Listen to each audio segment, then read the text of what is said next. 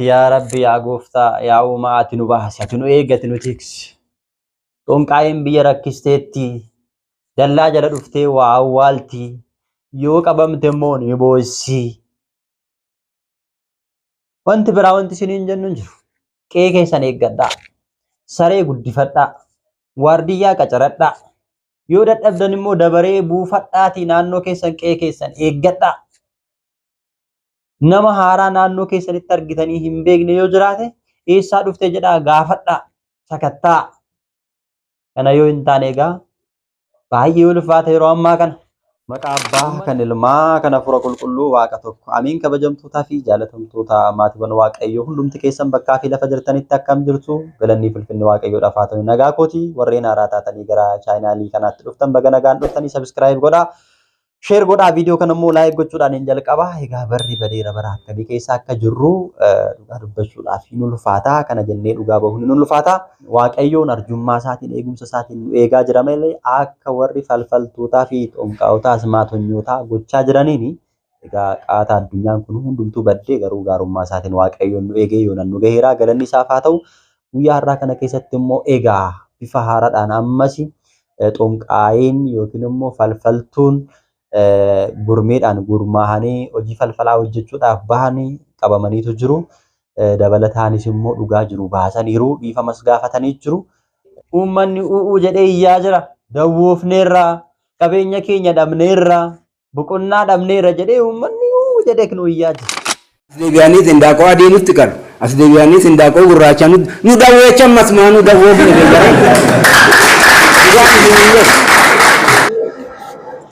Akka hindaaqoo adii qaluu, akka hindaaqoo gurraattii qalanii awwaaluu.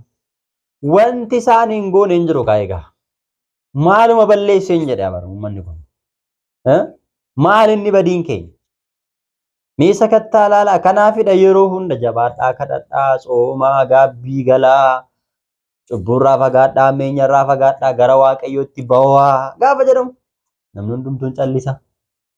Maaliif yoo tsoomne yoo kadhanne yoo Waaqayyootti boonye Waaqayyoon kunoo dhugaa kana akkanatti baasa. Rabbi isaan qabeera bara. Amma immoo istaayilii jijjiiraniiru. Akka duraa amma immoo waan biraan eegana amma immoo aadaa keenyaan dhufaniiru. Bifa jijjiirratanii amma immoo dubartoota erguu jalqabaniiru.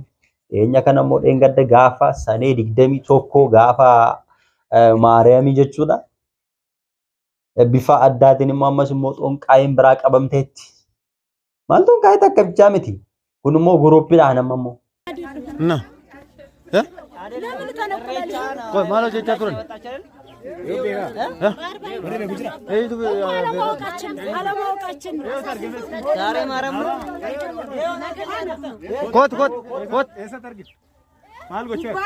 አለማወቃችን ነው ይቅርታ ይደረግልን።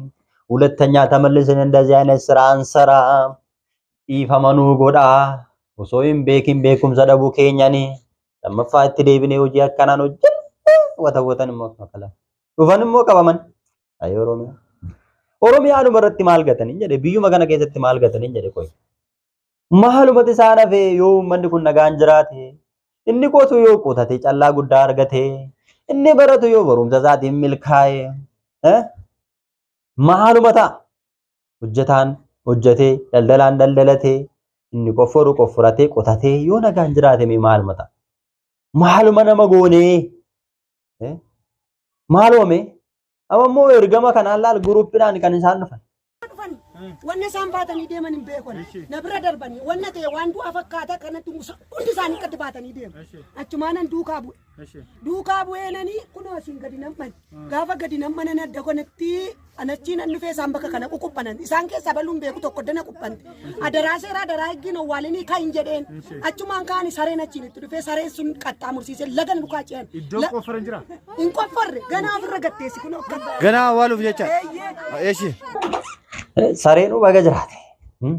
Sarenu attuu qabu qabeera. Attuu qofa miti baramma saree. Warra xonqaa'ee saree qabeera. Saree guddifadhaa kan hin jedhu kanaaf fidama. Argitanii?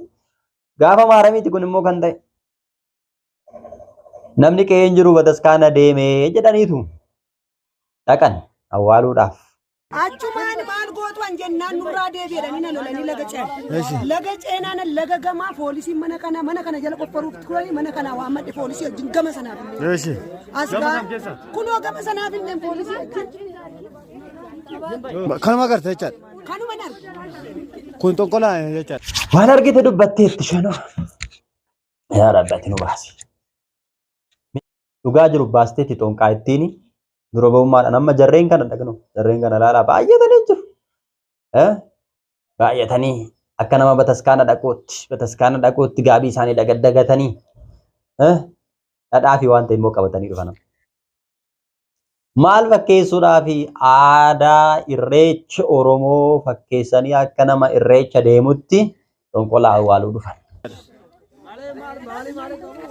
Kana gari. Xonqaayinoo wayi ምንድን ነው? Irreecha masi እንደሚከበር ታውቃላችሁ? ኢሬቻ ኦሮሞ አለማወቃችን ነው።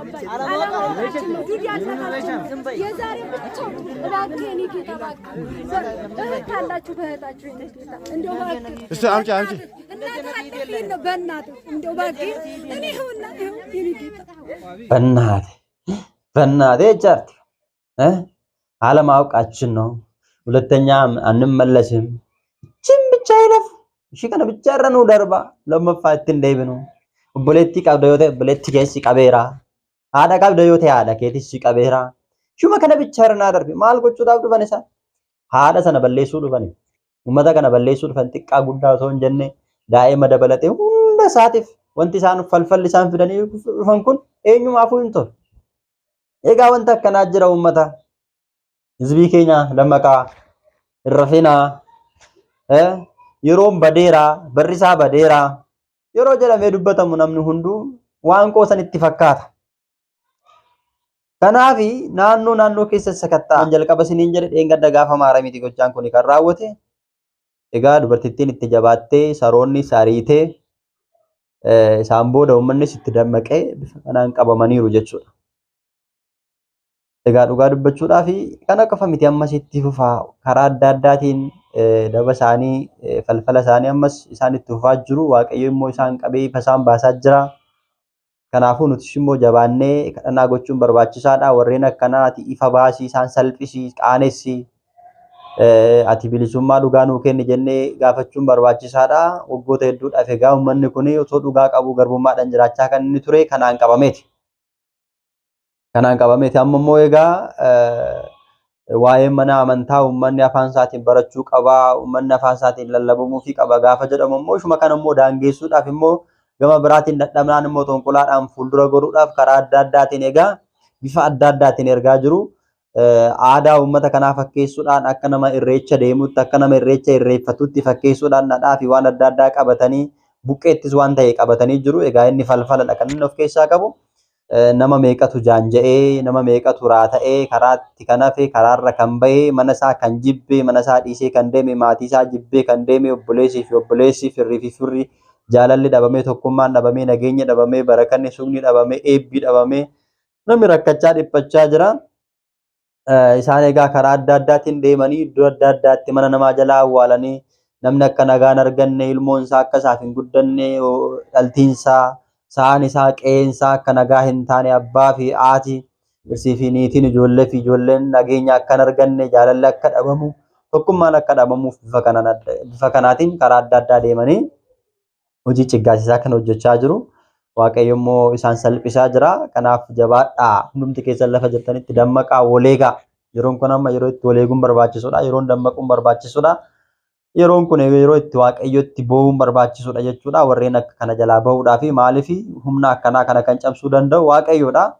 Namni waan argee qofadha kan inni dubbatu. Kan nuti hin argine immoo hedduutu jira.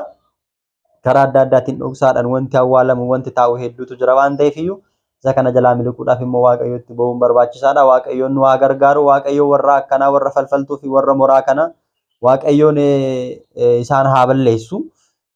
Seera keessa boqonnaa 18 lakkoofsa 9 irratti warreen duumessa laalanii ayyaana beekna jedha. Warreen qoricha namatti godhan, warreen nama dawweessan, ekeraa dubbistuu warri ta'an, warreen hafuurota du'aa waaman saba kiyya keessaa isaan abaaramoodha, cigga'amoodha jedha waan ta'eef waaqayyoon isaan abaareera. ammas immoo waaqayyoon isaan haa balleessu dhala namaa kan raateessan jiruuf jireenya namaa kan jeeqan gaa'ila namaa kan diiguu yaadan hojjetaan akka hojjetatee hin arganne daldalaan daldalatee akka hin arganne barataan akka barnoota isaatti hin cimne inni barsiisuu barumsa isaatiin akka hin milkoofne karaa adda addaatiin imalli namootaa akka hin milkoofne kan godhani hedduu isaaniitu jiru jechuudha. Garee warra daabiloosii ka'aniitu jiru waaqayyos immoo isaan qabaa jira.